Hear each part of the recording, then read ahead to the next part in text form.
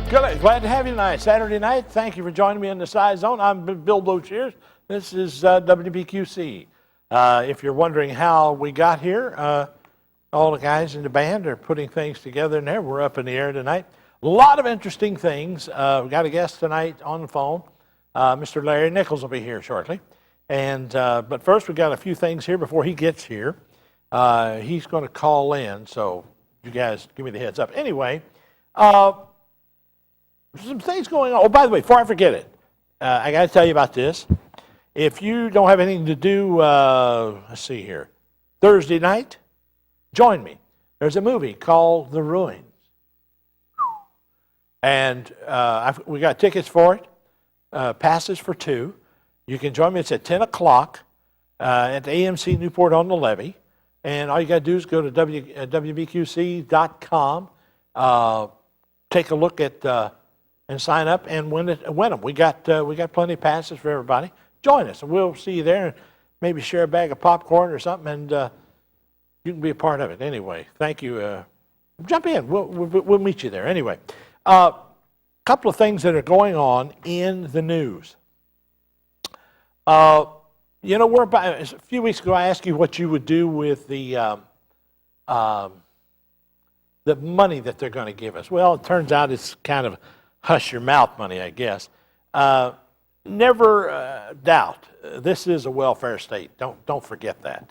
In May, taxpayers will receive something like a $300 or $600 check from the federal government to do with whatever they please. Now, some of you will probably pay the rent, maybe. I don't know.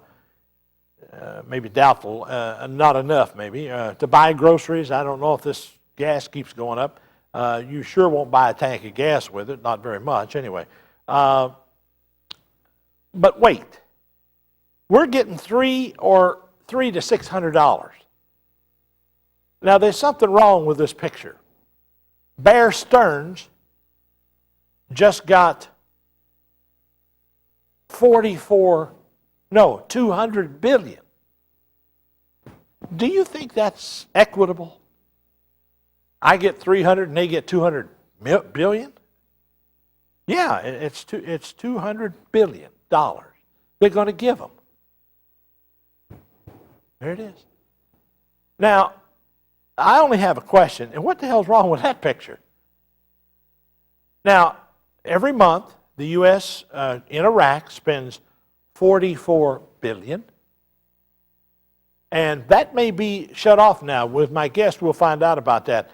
And now we count 4,000 of our young people dead and thousands wounded. What were we thinking? Is the $300 or $600 we're going to get, is that hush money? Just so we won't say anything to placate us, to let us think something's going on? Man, I don't think Bear Stearns already got a dime. Not a dime. I don't know if something's wrong with that picture or not. By the way, the Chinese exporters are shunning the dollar. Yeah. They said because it's going in the tank, we're only going to do business with people on a 1-week base, and if we quote a price, it'll be a 1-week base, and that's it. Secondly, there are 700,000 Chinese suppliers that won't use our dollars anymore. You know what? That's just okay with me. Just don't send no more junk over here for us to buy. Hang on to it. You see, now we know who our friends are and who they aren't. Favorable trade status, you couldn't get favorable hog-washing status. Think about it. Everybody's got their hand out to America, and we usually help them. Has anybody come to our defense? Can't think of it. That's all right. Don't worry about it. We'll take a pause in the action. When I come back, my guest, Mr. Larry Nichols, will be with me. He was here once before, but he's got more to cover tonight, right here in the Scizone. Don't go away.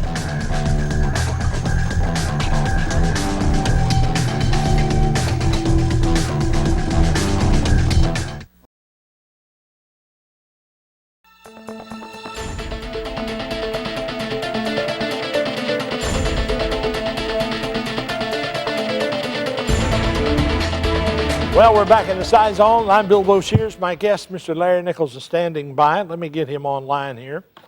Mr. Nichols, how are you tonight, sir? Hey, Bill. How are you, buddy? It's good to be with you again.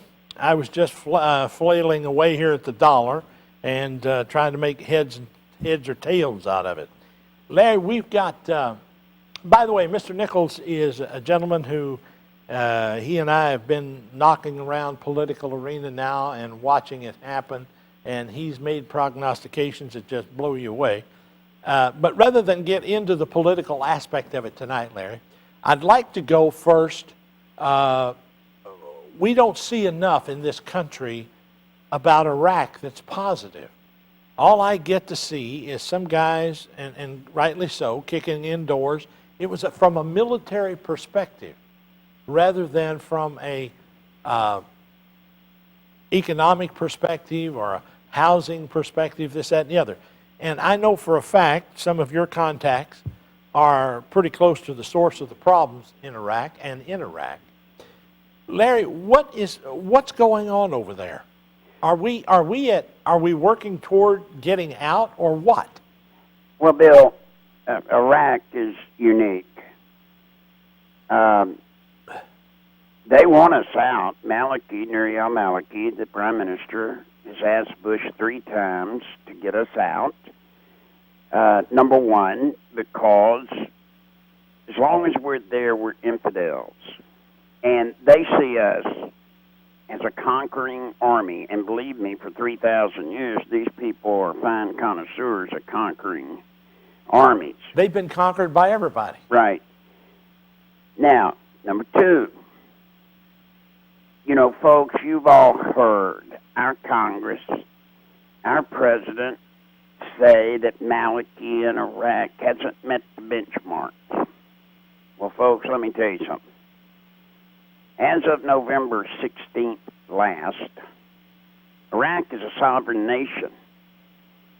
And that's right. We have to understand here that we don't have a right to put benchmarks on them. They're doing quite well. Maliki, his government, they are making economic development progress. Now, for example, let me just give an example. We said their military wouldn't stand up, so therefore we can't leave. Well, come to find out, every week we kept telling Maliki and his military, we'll be getting weapons to you. But they didn't come. Month after month. So how could they stand up when they didn't have any guns? So finally, Maliki, realizing that the check's truly not in the mail, just went ahead and bought his weapons from China. Now see, folks, this is something you don't get on the regular news. First off, they don't have Larry as a contact. And you're sure as hell not going to see this in the newspaper. This is making everybody with egg on their face tonight. Go ahead, Larry. Go ahead. Well, so then they get weapons, and all of a sudden, they've got a couple 100,000 people in their military who do just fine. Now, on the economic front, 5 times in the city of Najaf, we, the American people, paying $12 billion a month, have paid Halliburton and other Bush and oil company friends to put in a big power plant into Najaf. Yep, sure did. Unfortunately, folks, it never got put in. No, they got paid, but it never got put in. They got the money, but no ticky. They got the money and no washi. We didn't get anything, did we? No, we didn't even get kissed. Now, Maliki goes to Japan and, surprise, surprise, puts in a power system for Najaf, installed, maintained by, guess what, none other than Iraqis. So, you see, we were told, Bill, that they're just not making any progress. What you don't know, folks, is out of the $12 billion we send to Iraq every month, Iraq don't get none of it. Goes to Halliburton. It goes to Blackwater. It goes to all of the little spin-off companies from Halliburton and Blackwater that get all the contracts. Now, we've got 140,000 troops in Iraq. What you may not know is they're not there for Iraq. They're there for Iran. Now, Bill and I were talking long time ago that Bush has been pushing to go ahead and invade Iran. Well, he went over to the Pentagon this past week, and they sent him back to the White House with nothing, didn't he? Well, show you how long we've been intending to invade Iran. Jeez. Tommy Franks, one of the reasons he was relieved of his command, he was the general that led our troops in the invasion of Iraq. Right. He ended up getting replaced, as any and other generals, because they wanted him to move 40,000 of his 120,000 at the time troops on the border of Iran. Of course, Franks knew that would be an absolute sign of aggression to Iran, and he knew we didn't have the force strength to play ball with Iran. And Bush has systematically, ever since then, and folks, that's 5 years ago, ever since then, we've heard one thing after another from Bush, from this administration, from his general staff. We've heard one time after another about how Iran is doing this, Iran's doing that. Now, the problem is they have never presented any proof That nothing was taking place. Larry, we got to take a pause in the action, and we come back. Larry will take your phone calls right here. I'm Bill Boshears. Don't go away. Stick around. We got more to do, and you're a part of it tonight, right here in the Scizone.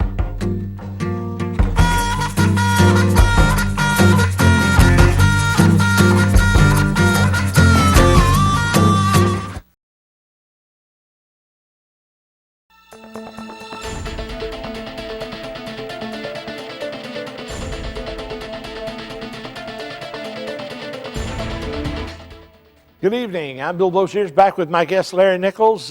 He online here. Larry, you still there? Let's go right to the phones let's get Gene in here. By the way, the telephone number is 513-381-3838. Jump in. If you've got questions for Larry or want to know questions, this is your chance to talk to him. Gene, you're on the air with Larry.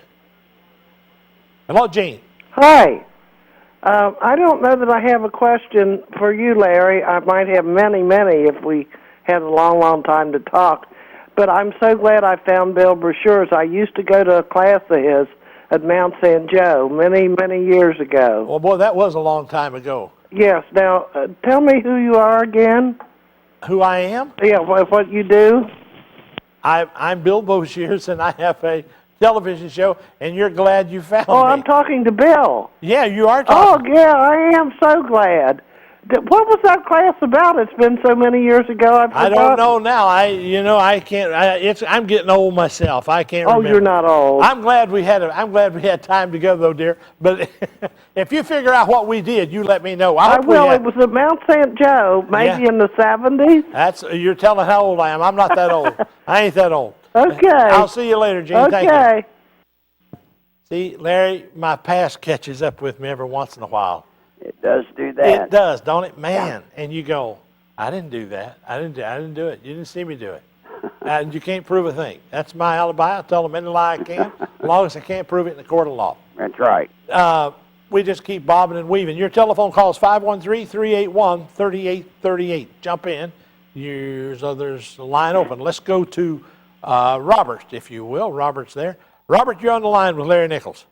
Yes, sir. Go right ahead.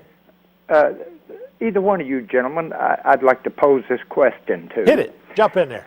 Why won't anyone on either side of the political spectrum mention the fact that the 9/11 terrorists or hijackers were all from Saudi Arabia? None was from Iraq or Iran.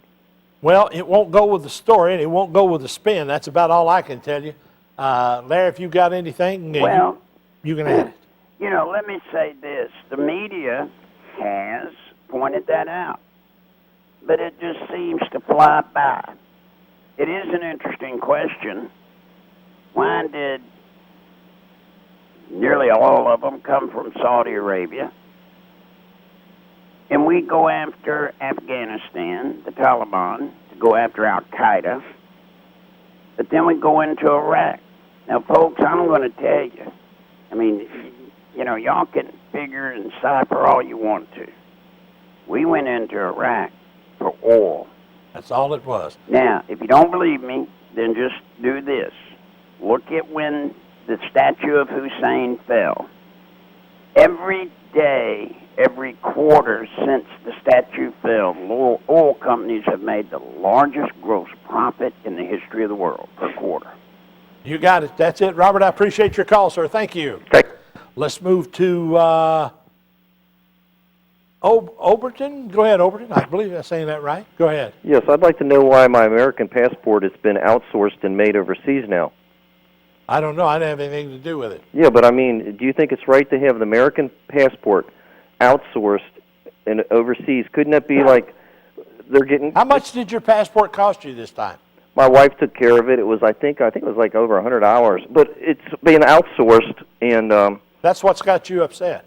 Well, yeah. Do you want your identification over in Indonesia outsourced? Right. Now, let me tell you, you people in Ohio got another little surprise coming called the matricular card. Yeah, that matricular card's going to get you. Now, the matricular card is what illegal aliens get. It's a consulate card. So, therefore, when they have that card, and some of your counties are voting on it right now, or fixing to, when they get that card, then they're legal. Can I say one other thing, and then let you get your comment off the air, too, please? Go ahead. Right here in Cincinnati, we had a restaurant which been on the news where there was a hepatitis outbreak in it. That illegal worker there had hepatitis, and it's been spread. I don't know that it was illegal, but maybe it was. I don't know. I don't know the particulars of it. But I do know that it wasn't illegal. I'm sure of it. You're sure of it? 100% sure. 100% sure. Yes, sir. Okay. Thank you. Well, I'm not 100% sure he's 100% correct, but that's neither here nor there. You know, Bill, the matricular card, folks, in case you don't know, it can be presented to an employer, but the problem is it can't be verified here. It's got to be verified in Mexico. And the reason that's significant is because now the government of Mexico is going to determine who can be in this country or who can't. I'd like to see the computer system they got to house that, wouldn't you? Oh, you bet. Oh, you know that's got to be a couple of strings and 2 tin cans. Anyway, let's go to Chuck. Chuck, you're on line with Larry Nichols.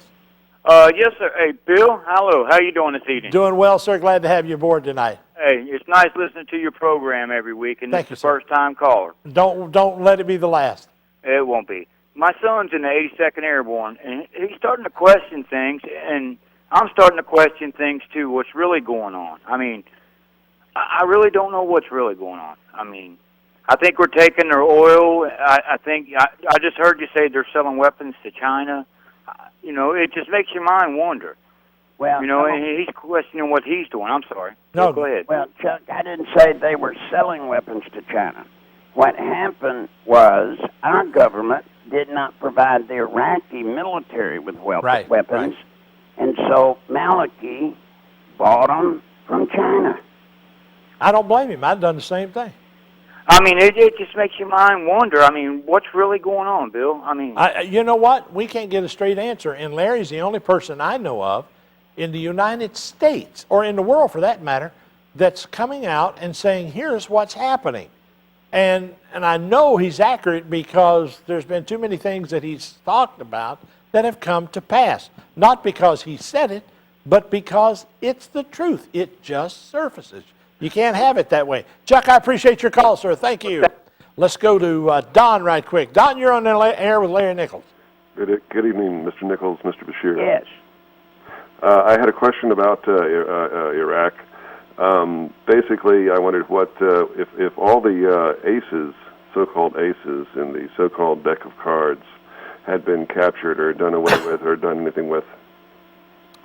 Have all the aces been done away with? Well, captured, whatever. Okay. Larry, do you know anything about that? Well, I didn't hear what he said. He said he wanted to know if all the aces in that deck of cards that they made up, Yeah, the ones with the pictures, wanted people. Yeah, have they been captured or what? No, there's 17 left. I'm talking about the aces. Well, the aces, no. There's still One some is aces still out. Well, one's in Damascus, and they have not been able to get him. Is it Ibrahim Al-Duri? I'm sorry? Is it Ibrahim Al-Duri? Yes. Okay. I thought he was still loose. All right, Don, I appreciate your call, sir. Thank you. Thank you. I'll tell you what, we've got an astute group here tonight. Let's go to James. James, you're on the air with Larry Nichols tonight. Go ahead. Evening, Bill. Evening, sir. Larry was talking about how the Iraqi army didn't have weapons the United States was supposed to supply. Well, they had a pretty well-armed army before we invaded. What happened to all the weaponry that was in the country at that point? Didn't just grow legs and walk away. I'm sure that somewhere in that country. Okay, Larry, can you answer? Well, yeah, part of the problem is that when we went in, we should have put their army back into power. Instead, we took all the weapons that we gathered, and of course there's thousands of weapons all over Iraq that we don't know where they are, but all the weapons that we gathered, we destroyed. So then, guess what? We got to turn around with American money and buy some more. Hope that answers your question, James. Appreciate your call, sir. Thank you. Let's go to Raymond. I believe Raymond. Raymond, you're on the air with Larry Nichols. Go ahead. Yeah, I can't believe that we invaded Iraq for oil because Canada is actually the country that has the largest oil reserves. And also, you got to think about how much money it costs, the war costs and everything, and it just doesn't make sense that we invaded solely for oil. And I would have to think that the Israeli lobby has something to do with it, and also the personal grudge between Saddam Hussein and the Bush family. Now, I'm sure that all played into it at some point. Well, no, it didn't. No? Okay. Number one, you have to understand, when Bush says that we've got to stabilize the Middle East and put a democracy in Iraq,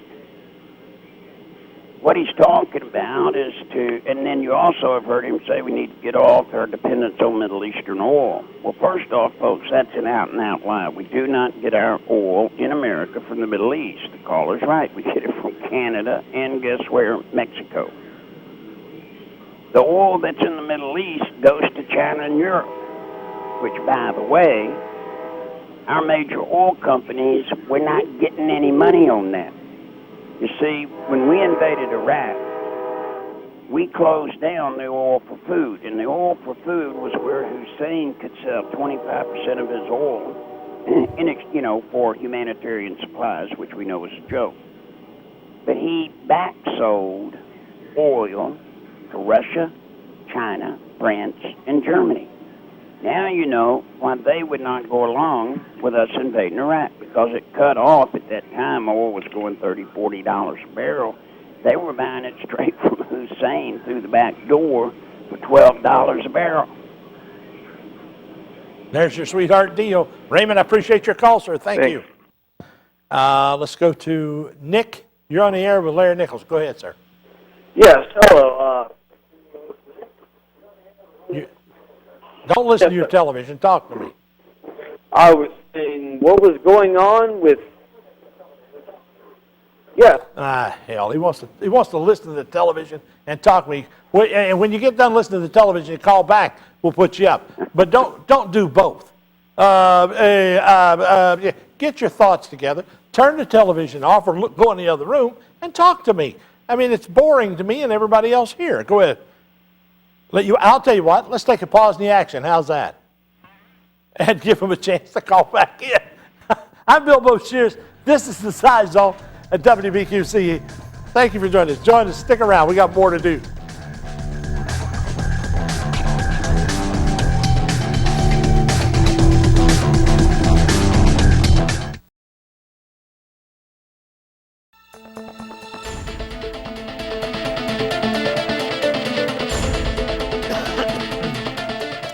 Good evening, Bilbo Shears. My guest, Larry Nichols, in the Scizone tonight. Larry, are you there, sir? You bet. All right, let's go right back to the phones.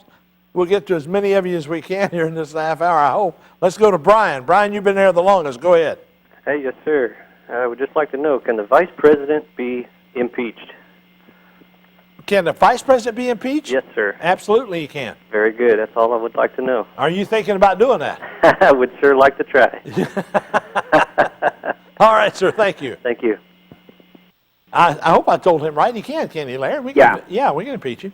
Let's go to David. He's next in line there. Dave, you're on the air with Larry Nichols. Go right ahead. How you doing this evening, Bill? Doing well, sir.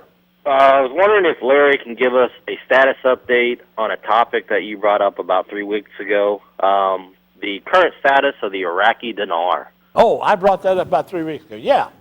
Larry, have you got an update for the folks on the Iraqi dinar?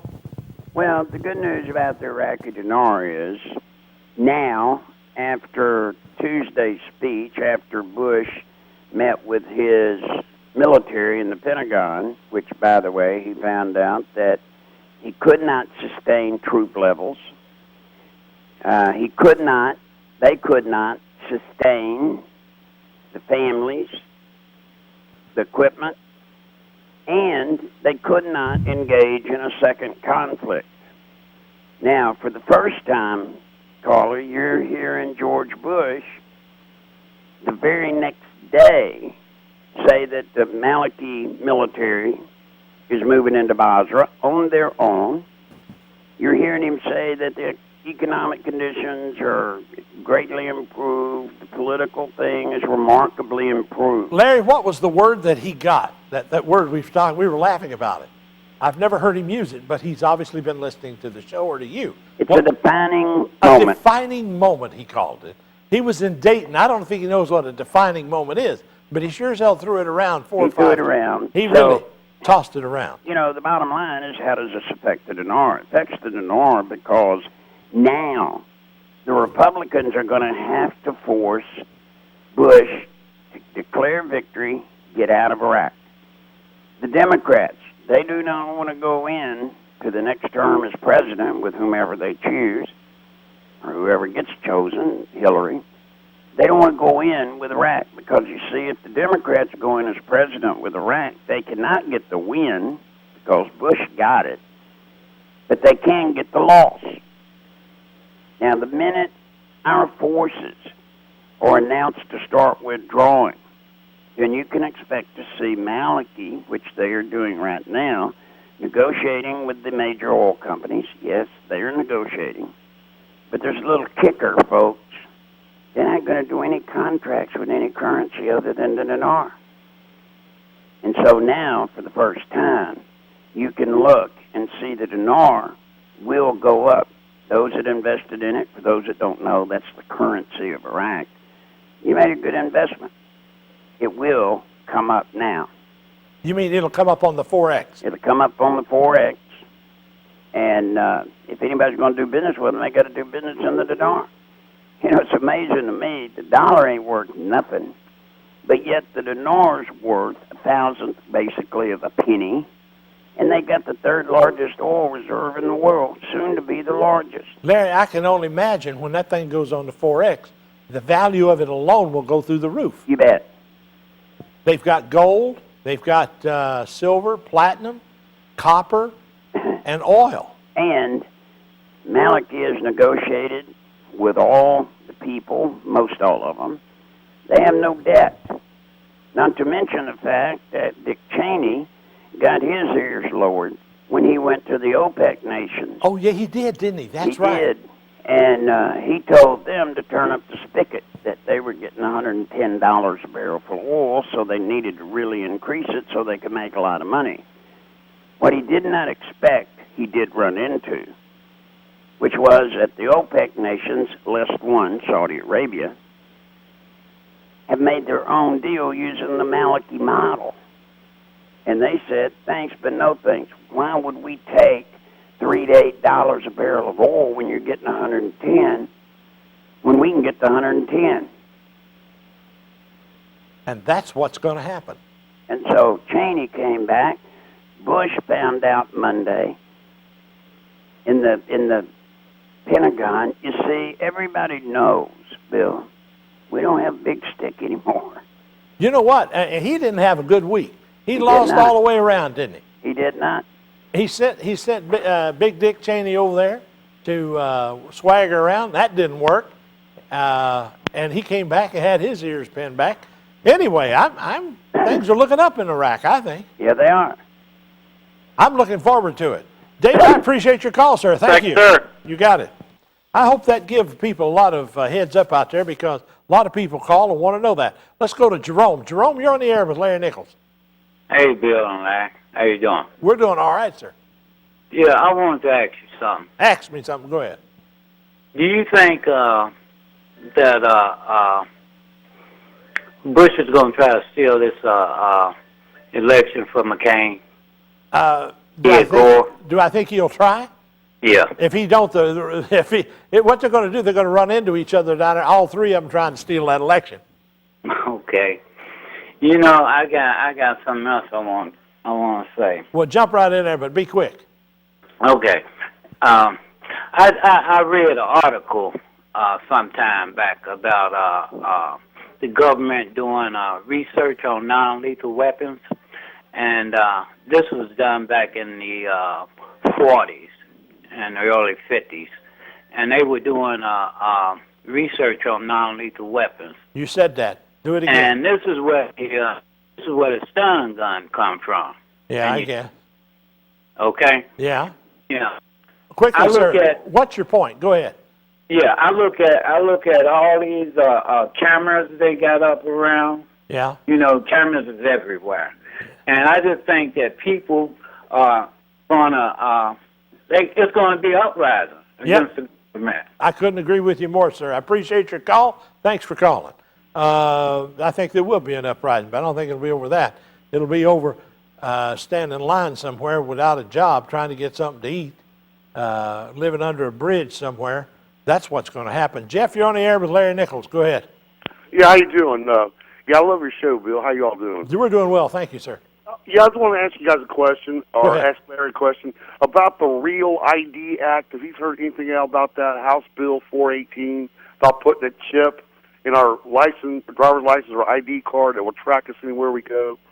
Well, they've already got that in your cell phone if they really want to dig in. So it really doesn't make much difference. Have you got a cell phone? Yeah, but I was reading, I was watching on the internet, and they said in the phase 2 of that, they're going to put the chip in our skin. House Bill 418. Nah, I don't think you got a thing to worry about. But I do know that you've got a cell phone, they can track you. I appreciate your call, Jeff. Thank you, sir. Let's do a break. We'll come right back with more. Mr. Larry Nichols is my guest, and you, the audience. Thank you for joining us. Be right back.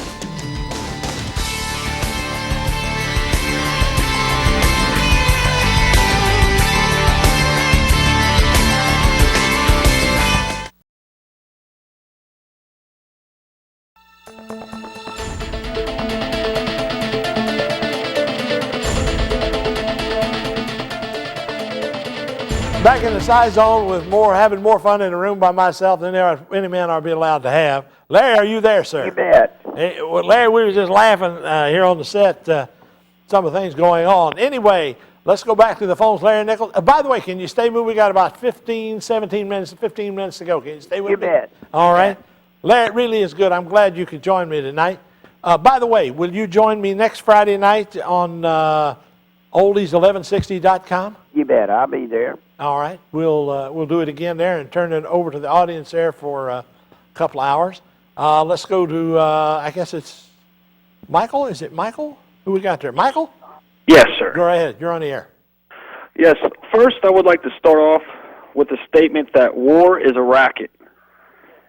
And to me, I would say that, most people, even people with a slight common sense, which seems to be not so common nowadays, could see that. It's been said, and after World War I, Brigadier General Smedley D. Butler, who was one of the highest-ranking, most decorated generals, came about and said that war is a racket. He is quoted as saying, "I spent 33 years in the Marines." Okay, you made your point. It's a racket. Now, what's your point? Yes. My point is that people need to wake up and see what's going on and what our government is doing to us. Well, I tell you what, they're under the gaze of being dumbed down, and the propaganda machines are in place. They control what you see on television, what you hear in the news media, and the quality of what you get. No, I understand that, but at the same time, we got people like you, Mr. Rashears, and Mr. Nichols that can sift through it and can see it. Yeah, but I'll tell you what, you try to find a forum for it. Understandably so, but I guess part of my point is that enough people need to wake up and realize and smell the coffee. I couldn't agree with you more, Michael. I appreciate your call, sir. Thank you. You have a good night. Go ahead, Jerry, Larry. Folks, I go all over the country every week on talk radio, you name it. And you just cannot imagine how easy the American people are to get sidetracked. Oh, war is a racket. It's always been. That's what I've done the majority of my life. But, until we wake up, until something means more than American Idol, or your favorite soap opera. Dancing with the Stars. Yeah. Until we get initiative to engage, then nothing's going to happen. Until we get our intentions aligned with our attention, it's going to be the same. Let's go to Sherry. I believe it's Sherry. Is it Sherry? Sherry, you're on the air with Larry Nichols. Hello. Hi, Larry. Actually, I just wanted to say hi to Bill. I called you last week. It was my first time ever turning in to you. And I really appreciate your show. You have got the best personality. You can go from the lightest topic to the deepest subject. And I had a personal question for you. Are you married? Now, why would you ask a question like that? Because you were very photogenic. Uh-oh. No, I'm not married. You're not married? No, I guess Larry, what would you call me? I would say committed. Committed, but that's, I'm here. I'm here every week. I'm committed to this. I'm probably married to the station, if anything. Anyway, go ahead. Okay, well, all I wanted to do is just not only give you a compliment on your personality and your intelligence, but your looks also. Well, dear, you get the big prize tonight. I don't know what it is, but we'll figure something. By the way, if you show up down there, I have a pass for you and your boyfriend to that movie. It just jumped clear across the desk, but I'll get you one. How's that? That's fine. I don't have a boyfriend myself. I'm divorced. Well, just find one. Just find yourself one and show up down there, and we'll get you a pass. How's that would be great. You got it, kid. Thank you. Have a good night. You too. Well, Larry, we get all kinds of compliments here. Let's go to Bill. Bill, you're on line with Larry Nichols. Go ahead.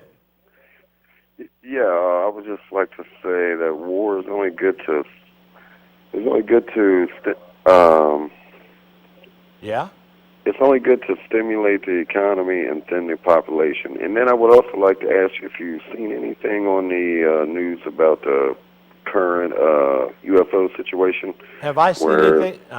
Where they were supposed to, they had a photograph that came out on the evening news, like Tuesday or Wednesday, of a it was a photograph of a UFO that had been photographed in Spain and then crashed, and then they had photographed it when it was crashed. I didn't see any of that, but if it's on I'll look on the YouTube. It's probably on there. I appreciate the call, though. Okay, thank you, sir. Bob, you're on the air with Larry Nichols. Go right ahead. Hello. Hello. Hey, how's it going, guy? Right on top of it. Go ahead, sir. All right, I'm from Dent, Ohio, over here in Cincinnati. Yeah? And I just can't help but, I know it's been talked about a lot, but about the gas prices over here. And, well, I think it's a way of gouging people, and it was a funny story that goes with this. Larry and I were talking, and when they said, well, they're going after the oil, we caught them stealing a bunch of oil. They were stealing something like 200,000 or 300,000 barrels of oil a day out of Iraq or someplace in the Middle East, wasn't it, Larry? And I said, it's out of Iraq. Yeah, I said, you can't put that in your garage. And then, lo and behold, 2 weeks before that, or a week or so before that, all the oil companies said, we made all this money. We made billions of dollars. And I said, Larry, ain't nobody dug any more oil wells. Where'd they get that oil? Right. I don't know, but I had my brother Charles had a naked midget he kept up in his attic, and he fed it pickles all day long, and I took a dump on his wife's table. I don't know what that was all about, something up in his attic or something.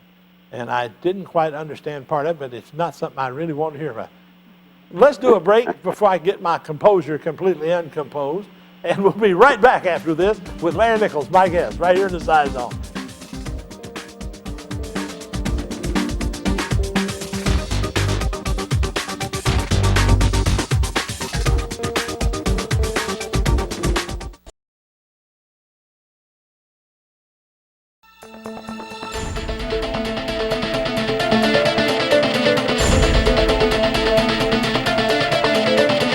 Scizone, my guest Larry Nichols. Hey, Larry, one night I'd like to have you come on. And I don't want to talk about politics. I don't want to talk about Iraq, dinar, anything. I want to talk about Area 51, UFOs, grays, and tall and short grays. Will you come on with me? You bet. Larry, just quickly, you were sent to Area 51, were you not, when you were in the military? Yes. Can you quickly tell the audience what you were there for? Well, they had formed up in the late 70s teams of special forces that were, quote unquote, training to deal with aliens. I mean, I know it sounds bizarre. No, but it's, because last night I saw a copy of a manual that people had about, and I saw protocols. Yes, the protocol for dealing with them. And if they didn't have them, why in God's name would the government spend millions of dollars to train and do that? But I want you to come on and talk about it, will you? You bet. And if you've got any paperwork, if you'll get it to me, we'll put it up on the screen to show people the evidence of what happened. Uh-huh. You got it? Yep. All right, we'll do that. That's a show coming up. Let's go to Darren. Darren, you're on the air. Hello? Diane? Oh, I'm sorry. Oh, that's okay, Bill. Hi, Larry. Hey, how are you doing tonight? That's Diane. I'm sorry. Hello. That's Go ahead. okay. Listen, I just wanted to ask, the more we know, the more we find out. We live our lives every day. I mean, there's no such thing as even a common protest anymore. I mean, how are we supposed to straighten out all this mess? I got an answer for you. You need to watch this show, become informed, and become an independent person and voter and thinker. Oh, I have. God bless you. For many, many years. Well, that's what it's going to take. And I'll tell you what, for the sake of time, we'll cover that some night. Larry and I will come back in here. We'll do a show and show you exactly what to do. Well, I wish somebody would tell me. All right, kid. We appreciate your call. Thank you, Diane. Okay, thanks. Bye. Let's go to Jennifer. Jennifer, you're on the air with Larry Nichols. Go ahead. Hi. It's not exactly about that stuff. It was a different question. Or other stuff. But did you hear about this museum that was either in Detroit or Colorado where they have creationism and science put together, which is kind of screwed up? Did you hear about that? I did not hear about that. Well, they have creationism and science put together, saying that humans and dinosaurs were put on Earth together. Well, I don't believe that. I don't think they existed at the same time. Maybe, but I don't think so. Maybe, I don't know. Yeah, it's kind of confused me. I was like, what? Are you freaking kidding me? Are people really believing this? Or? They do, Jennifer. They believe anything you tell them. They even believe that, dinosaurs are walking among us. Jennifer, I appreciate your call. Thank you for being very astute. Thank you, dear. What do we got? How much time we got left? Okay, well, let's do another call. The lines are open, 381-3838. Jump in. My guest, Larry Nichols. Larry, quickly, China has started shunning our dollar for imports and saying we don't need the imports. We're only going to take money from the countries we deal with. That's exactly what Malachi's saying when he's selling his oil. Well, you know, any country right now understands that whatever they take from the dollar is not worth the dollar. And you're going to find currencies all over the globe now that are going to surpass, and just like you were saying in the opening monologue about the $200 billion to Bear Stearns, well, they gave away $400 billion, but they really just printed up new money. That's all they did. And folks, that drives the dollar down even further. Well, they give them $200 million. They gave me $300. Oh yeah. Well, you ain't got that yet. I ain't got that yet. I may not get that. So doing this show, I probably won't. Let's go to Steve, somewhere in the phone booth. Steve, are you there, sir? Hey, how you guys doing? Doing well tonight. Glad to have you aboard. Go ahead, quickly. We got about a minute. You mentioned a breakdown in the economy. Do you have any advice? I've been buying silver and stashing up some food. Do you have any advice, like what to do? I just keep my silver and keep it to myself and wouldn't tell nobody I had it. If it does go in the toilet, you're well prepared for it. Yeah. Did you buy bullion or do you got just coins? Coins. That's the best one to have. Yeah. All right, brother. Good luck to you. Thanks. By the way, Larry, I don't believe we're in a recession at all. I think we're slap dab in the middle of a damn depression, but nobody wants to handle it. Well, remember in the old standards bill of measurement, you were in a recession when the economy would go 2 quarters with negative growth. Now, what that did was based off the fact you had jobs, and so people worked out of it. A depression is when the same thing occurs, but you do not have jobs to work your way out. Larry, I want to thank you for being here tonight. I want you to do it again with me. We'll do it again Friday night on Oldies 1160. You take care, stay safe. You and I will be in touch. How's that? That'll work. You got it, brother. Good night to you. See ya. I'm Bill Boshears. This is the Scizone. Every week, we touch base right here. You can too. With people like Larry Nichols and yourself. With your questions, you get the answers in the Scizone. See you soon.